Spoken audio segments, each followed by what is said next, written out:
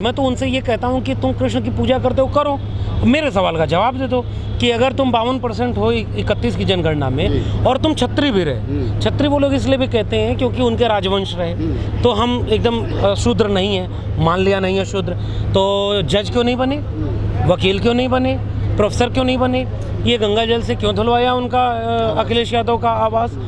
जब कर्पूरी ठाकुर ओबीसी थे, बिहार में मुख्यमंत्री थे, राम नरेश यादव ओबीसी थे, यूपी मुख्यमंत्री, और दिल्ली से किसने नारा बनाया, मेरा नाम भी लेने। हाँ, तो वो सारे लोग जो नारा लगाए कि भाई दिल्ली से चमड़ा भेजा संदेश और बार बनावे कर्पूरी और भैंस चरावा राम नरेश, जाति के नाम पर उत्पीड़न पिछड़े तबके का किया गया। अब यादवों में, अब देखिए अभी आपके बीच में आए थे ना जहाँ हम लोग खड़े हैं, गाजियाबाद बार एसोसिएशन के नाहर सिंह यादव जी बाबा साहब पर कार्यक्रम कर रहे हैं, और अब देखिए देश बदल रहा है। राहुल जी, हमने दिल्ली विश्वविद्यालय में जब बिरसा फुले अम्बेडकर पेरियार का नारा लगाया ना, तो ओबीसी, दलित, आदिवासी, पसमानदा, महिलाएं, ये बहुजन एका बनाई थी हमने, और वो बन रही। आप तो ताकतवर थे, लेकिन देश चलाने में आप कहाँ हैं? आपके व्यापारी कितने हैं, आपके उद्योगपति कितने हैं, प्रोफेसर, डॉक्टर, इंजीनियर? जैसे ये सवाल जाट, गुर्जर, यादव, कुर्मी, कोयरी, इन सब जातियों में जाएगा, उनके मन में एक बेचैनी पैदा होगी। बिक रहा है सब, पूरा देश जब बिक रहा है तो बिकेगा उनका भी भविष्य। ये जो बीच में एक तबका ऐसा है जिसका थोड़ा सा पेट भरा है, थोड़ा खाली है, जिसको थोड़ी सी शिक्षा मिली है और पूरी तालीम नहीं मिली, जिसको बिरसा फुले अम्बेडकर का नाम जानता है लेकिन उससे ज़्यादा राम और कृष्ण को जानता है। धीरे धीरे अब एक समय आएगा धर्म पर। अच्छा, दूसरी बात क्या है, नफरत का काम हमेशा आसान होता है। धर्म के नाम पर नफरत फैलाना, अंधविश्वास फैलाना आसान काम है। तर्क और विवेक का काम है बिरसा फुले अम्बेडकर पेरियार का, ललई का। विचारधारा कहीं ना कहीं आज पीछे हो गई है। मंडल बनाम मंदिर की लड़ाई में, मंडल बनाम कमंडल की लड़ाई में, बहुजन बनाम सर्वजन की लड़ाई में परशुराम का फरसा बीच में आ जा रहा है, गणेश बीच में आ गए, हाथी नहीं गणेश है।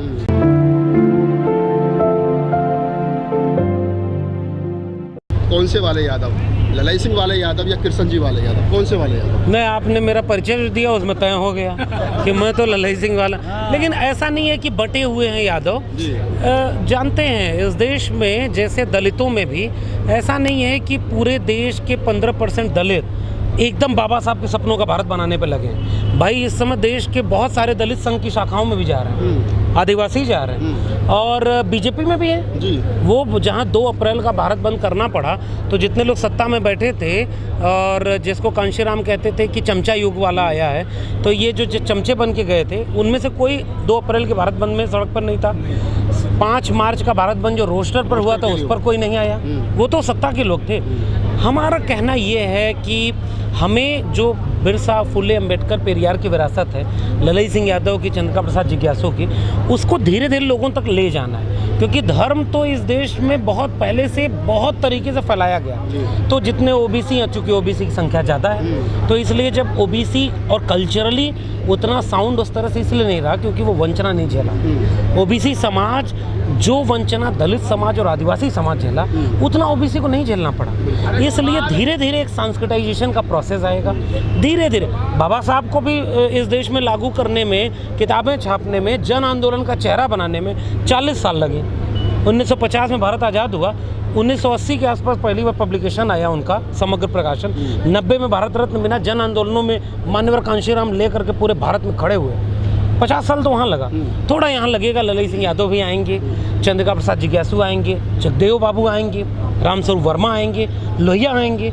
ये सारे मिल करके ओबीसी समाज में अब सब कांवड़ लेके नहीं जा रहे हैं। हाँ, लेकिन ओबीसी शिकायत हम लोग इसलिए ज़्यादा करते हैं कि आपकी जिम्मेदारी ज़्यादा है, संख्या ज़्यादा है, और जिस दिन आप अगर सांस्कृतिक तौर पर सजग हो जाएंगे। पश्चिम में क्या है ना कि थोड़ा सा ज़मीन ज़्यादा है, पैसा है, संपन्नता है, वो वंचना उस तरह झेले नहीं है ना जाति के नाम पर है। तो इसलिए धीरे धीरे हमें ये समझाना होगा। सर वो तो कह रहे हैं लेकिन धर्म तो बच रहा है, मंदिर बच रहा है, मंदिर की राजनीति हो रही है, गाय की राजनीति हो रही है, वो वहाँ मस्त है, उसको जो आप कह रहे हो उसकी ज़रूरत ही नहीं है। मैं अभी भी कह रहा हूँ कि देखिए, धर्म के नाम पर हिंसा करने वाला बहुत गरीब कमज़ोर तबका नहीं है। एक बीच का वर्ग ऐसा है जिसका पेट भरा हुआ है, उसको कुछ पैसा दे करके हिंसा करवाई जाए। जिसके पास कुछ नहीं है खोने को ना, वो पेट भरने के लिए मजदूरी करने जा रहा है। उसमें दलित, पिछड़े, आदिवासी सब हैं, सवर्ण भी थोड़े थोड़े हैं, और जो बहुत ताकतवर हैं उनके बच्चे विदेश में पढ़ रहे हैं। उनके बच्चे हिंदू धर्म बचाने नहीं जाते।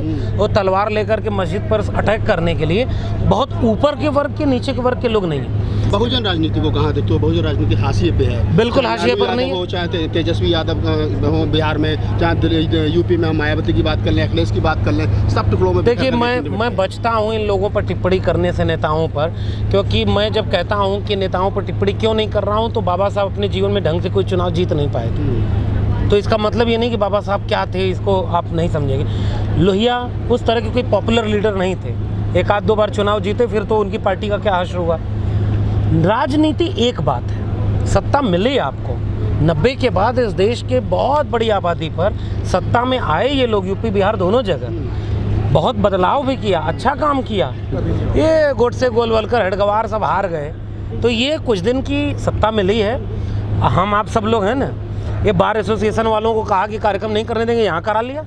ये आपके इतने यूट्यूब चैनल चल रहे हैं ना, तो आप लोग भी तो बहुत कुछ उसके बाधा बने हुए, हम भी बाधा बने। मैं अभी भी मानता हूँ राहुल जी, इस देश में बहुसंख्यक आवाम हिंसक नहीं है, नफरती नहीं है। बस दौर ऐसा है कि विजुअलाइज ज़्यादा हो रहा है। हमारा वक्त आएगा, बिरसा, फुले, अंबेडकर, पेरियार, लोहिया, भगत सिंह का, ललई और जगदेव बाबू का ये फिर से दौर आएगा। एक चरण है जो ट्रांजिशन का फेज़ है, जिसे हमको धैर्य से थोड़ा सा झुक करके, थोड़ा सा विनम्र हो करके, जैसे अगर ओबीसी को आप चिढ़ाएंगे तो वो आपकी तरफ जाएगा कि हिंदू बनेगा। आसान तो उसको हिंदू बनना है, वो शूद्र नहीं बनेगा कभी। क्यों? क्योंकि वो शूद्र उस तरह से कभी नहीं रहा, सामाजिक रूप से वंचना नहीं झेली। जो दलित भाजपा में चला गया, जो दलित संघ में जा रहा है, आप उसको चढ़ाएंगे कि रे तू संघी है, 2-4 को और ले जाएगा, क्योंकि उसको वहाँ मलाई मिल जाएगी, समाज को नहीं मिलेगी, व्यक्ति को मिल जाएगी। इसलिए मुझे लगता है कि हमारा काम ये होना चाहिए कि जो अपने लोग हैं, जो वंचित शोषित 90% लोग हैं, जो उधर के खेमे में चले गए, प्रेम से समझाकर, संवाद करके, अपने वैचारिक पुरखों को ले जाकर के उनके सामने रोज बात की जाए, रोज संघर्ष किया जाए, तब जाकर के हम उन्हें अपने पाले में खींचेंगे।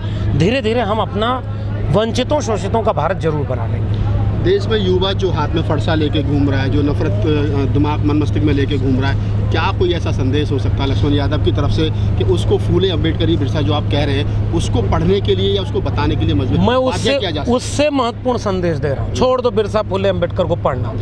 इस देश के नौजवानों, एक बात सोच के बताओ कि तुम्हारे घर में जब चर्चा होती है, जितने दंगाई बने हैं, तुम्हारे घर में चर्चा होती है तो कोई पूछता है ना कि बेटा क्या कर रहा है, तो बेटा कहता है मैं 12वीं कर रहा हूँ, 10वीं कर रहा हूँ, इंजीनियरिंग मेडिकल कर रहा हूँ, BA कर रहा हूँ। अच्छा, बड़ा होके क्या बनेगा? वकील, डॉक्टर, इंजीनियर, बिजनेसमैन, ये बनूंगा, वो बनूंगा, सब करूंगा। आज क्या हो रहा है कि किसी से पूछो क्या कर रहा है, तो बेटा त्रिशूल ला करके मस्जिद पर अटैक करने जा रहा है। एक बार सोच के बताओ, क्या तुम्हारा बायोडाटा है? क्या तुमको ये इस्तेमाल नहीं किया जा रहा है? धर्म संसद में खड़ा होकर के एक बाबा तोत फैलाए सब रहते हैं, ये मंदिर का चंदा सब जुटा करके, ये 90% वंचित शोषित लोग उनको पैसा दे रहे हैं, और वहाँ से वो धर्म संसद के नाम पर नफरत बोल रहे हैं। तो नौजवानों, जरा मुझे एक बात बताओ, जितना धर्म के नाम पर संगठन बना है, जिस भी धर्म के बने, तुम्हारी शिक्षा और रोजगार बर्बाद हो रहा है, उसके लिए कोई आंदोलन क्यों नहीं करते? छोड़ो बिरसा, फुले, अम्बेडकर, पेरियार, उनके लोग उनको जी लेंगे, उनको फिर से ले आएंगे। तुम अपने घर में बताओ ना, एक बार माँ बाप बैठ के बताएं कि नौजवानों के लिए किस बात पे चिंता होती है। उनकी पढ़ाई पर होती है कि नहीं? उनके रोजगार पर नहीं होती है? अरे तुम्हें बर्बाद किया जा रहा है, तुम्हें दंगे में इस्तेमाल करके छोड़ देंगे ये सारे दंगाई, अगली बार फिर कुछ और कर लेंगे। ये चुनाव जीत जाएंगे, लाखों करोड़ों रुपए, 700 जिले हैं, 900 बीजेपी की ऑफिस बन गई है इस देश में, अरबों रुपए उनकी संपत्ति हो गई है। उनके नफरती नेताओं के बच्चे बच्चियाँ बड़े प्राइवेट स्कूल में पढ़ रहे हैं, तुम्हारे बच्चों को न शिक्षा मिले, रोजगार मिले। ये डॉक्टर इंजीनियर कितने जाते हैं मस्जिद पर हमला करने, हिंदू राष्ट्र बनाने, हनुमान चालीसा पढ़ने? नौजवानों को मैं ये अपील कर रहा हूँ, भैया अपना भविष्य देख लो, फिर जब वो अपने भविष्य पर लौटेगा तो बिरसा, फुले, अम्बेडकर, भारत का संविधान, भगत सिंह, अशफाकुल्लाह, ऊधम अपने आप खोज लेगा, अपने आप भारत बच जाएगा। शुक्रिया।